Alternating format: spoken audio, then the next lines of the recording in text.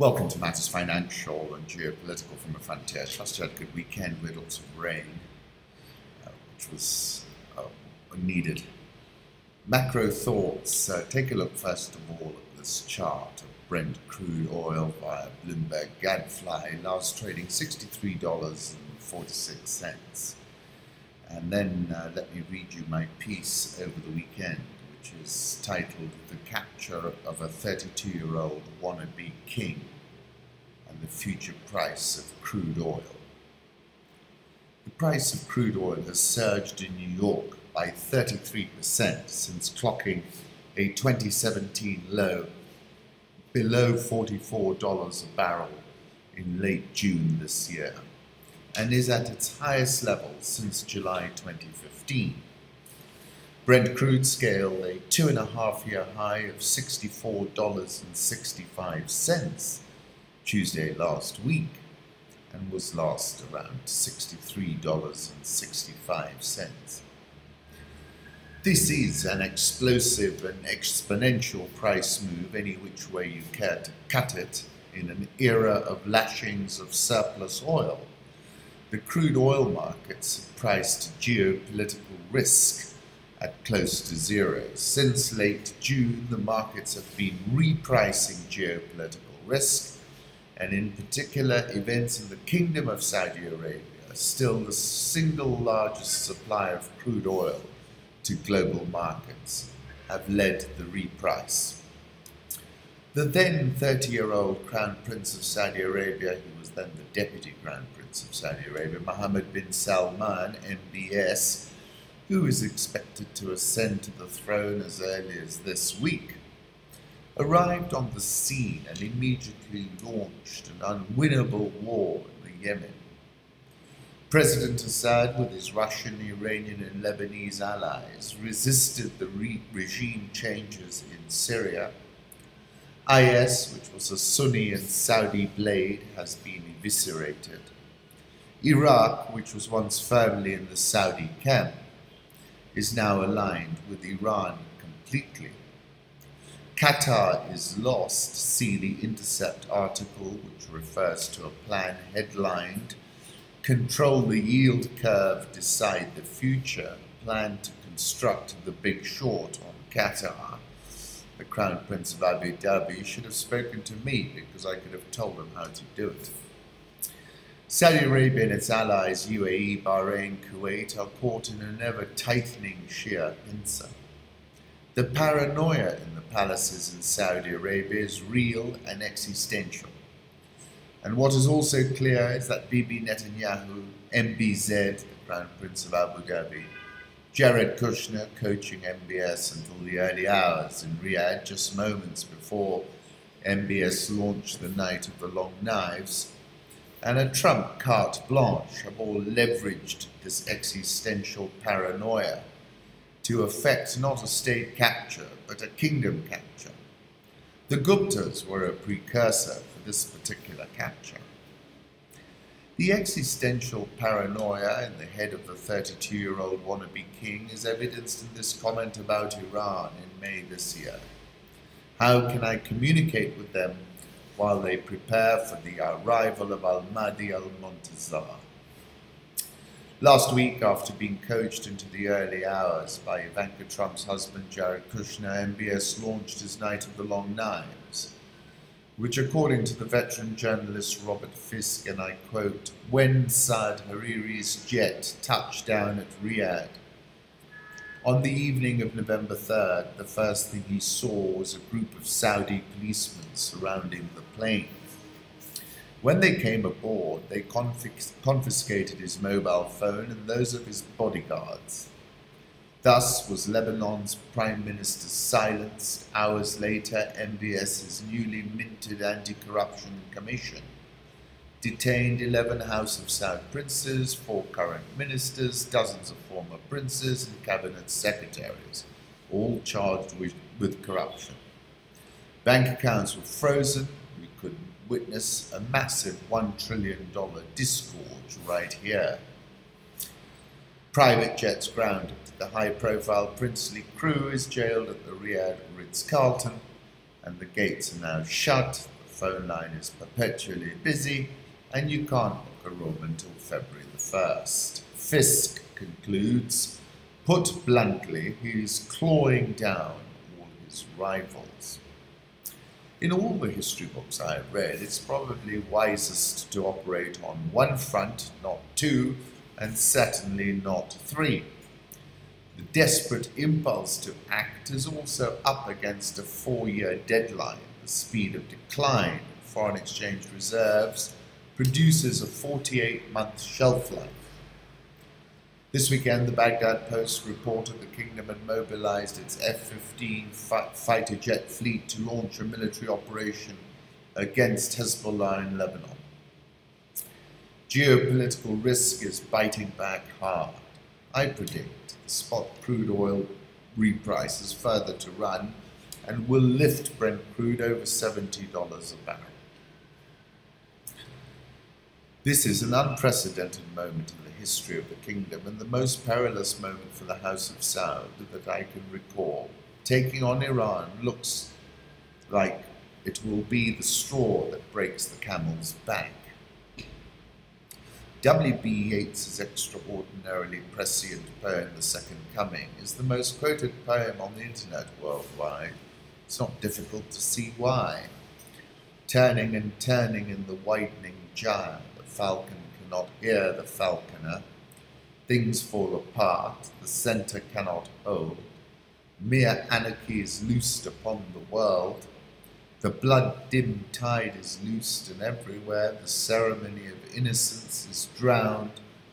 The best lack all conviction, while the worst are full of passionate intensity. We brought up a photograph of the Crown Prince of Saudi Arabia with the Crown Prince of Abu Dhabi. Another photograph of Saudi Prince Waleed bin Talal, who has shares in Twitter and Citigroup, who's jailed in the Ritz-Carlton, Riyadh, along with other billionaire princes. A photograph from a Bloomberg article that said, I dined with Al-Waleed bin Talal in the desert days before his arrest. Another one of President Trump with Jared Kushner, his son-in-law and a senior advisor at the White House in July. Mr. Kushner's leading efforts to broker a Middle East peace deal. It is largely believed that Hariri was summoned to Riyadh and he was coerced to read his resignation statement, which was written by the Saudis. And that analysis is driven as a linguistic analysis because of the language that he used. The style of the wording wasn't Lebanese, says political scientist Hilal Kashan of the American University of Beirut. Hariri was summoned to Riyadh and he was coerced to read his resignation statement, which was written by the Saudis. The abrupt, aggressive intervention bore the fingerprints again of Crown Prince Mohammed bin Salman, otherwise known as MBS. Mohammed bin Salman is a young man in a hurry, says Daniel Shapiro, the former US ambassador to Israel. MBS is a young prince, not very experienced, and he doesn't seem to be well educated.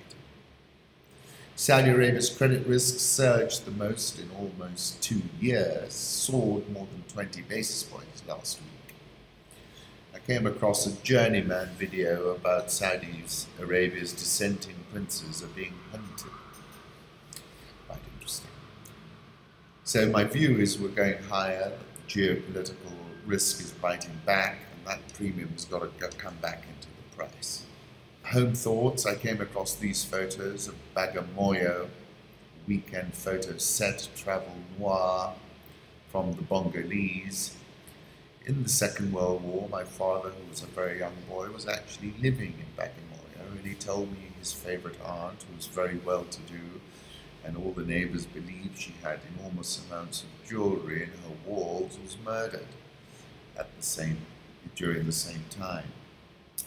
These photographs make it look very attractive. Emirates is doubling down on luxury with an upgrade of its first-class cabins. The Second Coming, which was the poem to which I was referring, W.B. Yeats, turning and turning in the widening gyre. The falcon cannot hear the falconer. Things fall apart, the centre cannot hold. Mere anarchy is loosed upon the world. The blood-dimmed tide is loosed, and everywhere the ceremony of innocence is drowned. The best lack all conviction, while the worst are full of passionate intensity. Surely some revelation is at hand, surely the second coming is at hand. The second coming, hardly are those words out, when a vast image of spiritus mundi troubles my sight. Somewhere in sands of the desert, a shape with a lion body and the head of a man, a gaze blank and pitiless as the sun, is moving its slow thighs, while all about it real shadows of the indignant desert birds. The darkness drops again, but now I know that 20 centuries of stony sleep were vexed in nightmare by a rocking cradle, and what rough beast its hours come round at last, slouches towards Bethlehem to be born. To the world you may be one person, but to one person you may be the world. Political Reflections, interesting article in American Interest, Trouble in the Kingdom, the 1002nd Arabian Night. We'll all see how all this ends in due course, whether MBS remains the banquet hall's premier diner long into the future, or rather sooner than that becomes the entree. He has destroyed the status quo, presumably with his feeble 81-year-old father's blessing, or maybe not. And saying that that he short-circuited the Ijma process, having established at least temporary control over the army, the National Guard, and the internal security apparatus. Casual Western observers generally miss the significance of this because they do not understand the origins of the Saudi state, and hence what kind of Islamic society it has spawned, contrary to what the vast majority of Americans seem to think. Saudi Arabia is not a traditional Muslim country. Saudi Arabia is an attenuated neo-fundamentalist country. From having been taken over by force of arms in the early 20th century by a revitalization movement, to use Anthony F.C. Wallace's classic 1956 description of the type. The Wahhabi movement is therefore similar in some ways to the 19th century Mahdiya movement in Sudan and the early 20th century Sanusiya movement in Libya, also to the Almohad convulsion of the 12th century and its long-delayed doppelganger ISIS, and not entirely coincidentally to the original rise of Islam in Arabia under Muhammad himself. And saying, there is a sort of a false, serviceable hypocrisy. Saudi men will not usually violate restrictions on alcohol and non-halal food at home, but many with the means to do so think little of crossing the causeway to Bahrain to indulge in what some entrepreneurial locals there call a Saudi special, champagne and barbecued pork ribs. What's not obvious in the press, seeing as how it is not mentioned, is that neither country, this is Iran or Saudi Arabia, can mobilize a conventional expeditionary force worth so much as a skewer of shish tabouk, and there is anyway no land border between them. Very interesting article, I thought. Ships from the Republic of Korea Navy sailed alongside 3 US aircraft carriers. But as I said at the end of August, apart from a few half-hearted and timid FONOPs, China has established control over the South China Sea. And I called it a mind-boggling geopolitical advance, any which way you care to cut it. This was an interesting description of Duterte aggressive tendencies, including a grandiose sense of self and entitlement and a pervasive tendency to demean, humiliate others. In the psychological assessment of Duterte detailed in the report, the doctor concluded that he was suffering from narcissistic personality disorder with aggressive tendencies. He also said, Duterte said this weekend, at the age of 16, I have already killed. I stabbed him because he stared at me. President Trump, why would Kim Jong-un insult me by calling me old, when I would never call him short and fat, Oh well, I try so hard to be his friend, and maybe someday that will happen. Trump says North Korea's Kim insulted him by calling him old. This is a photograph from J. Cartillier of Manila as the president's plane landed. And this is a tweet from the president just landed in the Philippines after a great day of meetings and events in Hanoi. A lot of pushback after President Trump's comments about Putin. It demonstrates to Mr. Putin that Donald Trump can be played by foreign leaders who are going to appeal to his ego and to try to play upon his insecurities. Borowitz report, Mueller immediately closes investigation after hearing Putin proclaim his innocence. Tory turmoil as 40 MPs say May must go. Sterling is down sharply as well. Jeremy Corbyn added to the pressure, telling the same newspaper that May should govern or go, as she shows every sign of being in office but not in power.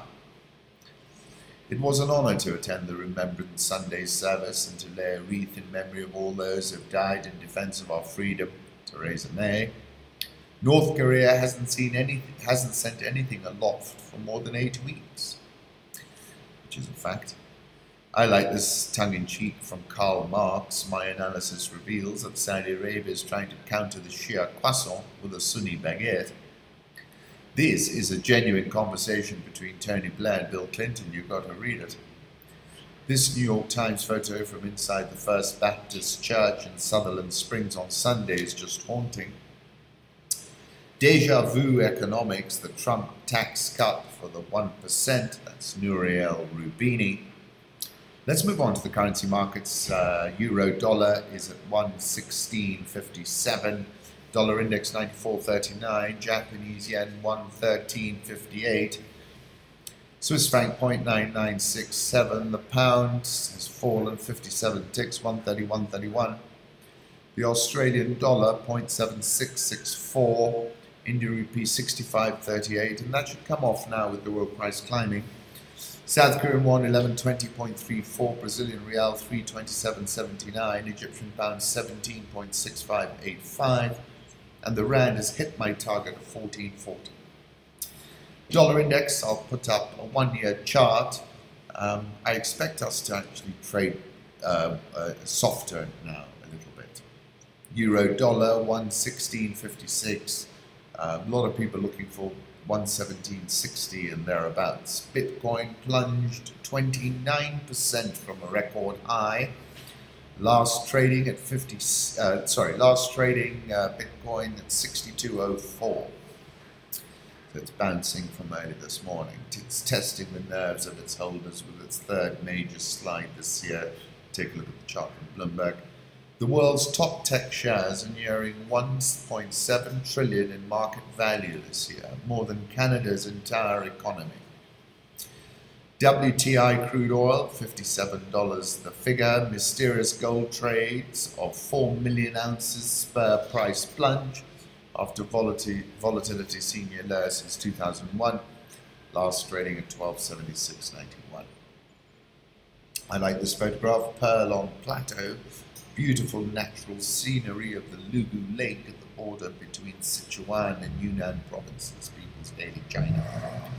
Mugabe drops the crocodile, says Africa Confidential, by throwing out Emerson Mnangagwa from the vice presidency of the ruling party. Mugabe is testing his grip on the security services as the regime faces another economic meltdown over the next 6 months. Mnangagwa and his allies are aware of Mugabe's declining ability to pay for the loyalty of the soldiers and police that kept him in power, as the spectre of another bout of hyperinflation looms. Al Jazeera is asking, is Zimbabwe set for a Mugabe dynasty with Grace as VP? And I said, Grace Mugabe's political life is 100% correlated to Robert Mugabe's longevity. The day he goes, she's going as well. For now, the choreographed endorsements we have seen from the provinces, maybe all the Mugabes need to convince themselves that what they are doing is legitimate and they have the will of the people. Take a look at this cartoon from Zapiro, Zimbabwean Gothic, resolving the political crisis in DR Congo, Human Rights Watch report. Giving Kabila another year in office just gives him another year to implement his strategy of chaos, which at the expense of thousands of Congolese lives is designed to make his continued presidency indispensable. Indeed. The pneumonic plague, over the past few months there have been more than 1,900 suspected cases in Madagascar and 143 deaths. It's a relative of the bubonic plague or black plague, but not exactly the same thing. Bacterial disease spread from person to person by droplets in the air, kill in as little as 24 hours if left untreated. South African oil shares up 18.01% this year, just shy of a record high. Dollar versus rand has hit my target of 14.40. I think we'll see further softening in point of fact of the rand. Nigerian oil shares up 38.12% year to date. Ghana Stock Exchange is up 42.56% year to date. Very interesting article in the New York Times, the ease of Monrovia's Hipco Club. I'll put up a photograph from it. Interesting article in The Guardian, how Vodafone allowed elites to reap profits of Africa's mobile boom. The East African community has adopted a new package of austerity measures as the Secretariat navigates an acute budget deficit. Moody's is just doing freelance rating. We only have 2 ratings that we've contracted for, so the Cabinet Secretary Henry Rotich. We only have 2 ratings that we've contracted so far, he told journalists at a breakfast meeting on Thursday morning, as he termed the agency's rating as desk analysis. Kenya imported 176.8 billion shillings worth of fuel and lubricants in the year through August, up from 129 billion in the same period last year, up 37%. This is what I was talking about. You know, it was such a tailwind, these low oil prices, and now it's been reversed. Kenya's armed cement is to become the next target in Africa's cement wars. Bloomberg, Nairobi-based company, is currently valued at about $133 million on the Nairobi Stock Exchange, though the sellers are seeking more than double that amount. Arm's 2 biggest shareholders are CDC Group and, of course, the Panrana family. We're in the process of finding an equity and strategic buyer to inject equity into the business. The process is on, and we expect over the next few weeks to complete that process. Spokesman for Lafarge, Holcim, Heidelberg Cement, and Titan declined to comment, saying there are more than 6 potential investors. Let's see what develops here, but the share price has taken a fearful beating year to date. Return of fired CFO presents new headache for Kenya Airways. You can say that again. I said it. It's just incredible and unconscionable, and it's remarkably activist of the judge to impose such an egregious solution on Kenya Airways, especially at a time when a new management team has been brought in to rescue the airline. Kenya's Nakumatt supermarket chain foiled by explosive growth, says Reuters.